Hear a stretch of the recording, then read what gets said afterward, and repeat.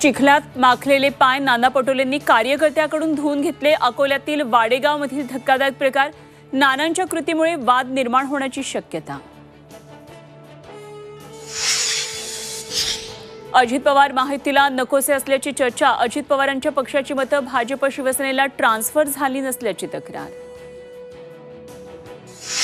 अर्धा जून महिना सरला तरी राज्यात अपेक्षित पाऊस नाही, पेरण्या खोळंबल्या, बळीराजाची चिंता वाढली, पेरणीसाठी चांगल्या पावसाची प्रतीक्षा।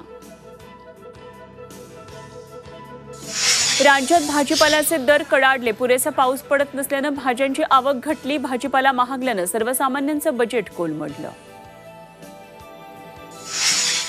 सरकारलाही घातपात व्हावा असं वाटतंय, जरांगे पाटलांचा सरकारवर खळबळजनक आरोप, ओबीसी नेते मराठ्यांविरोधात विष ओकत असल्याचा दावा।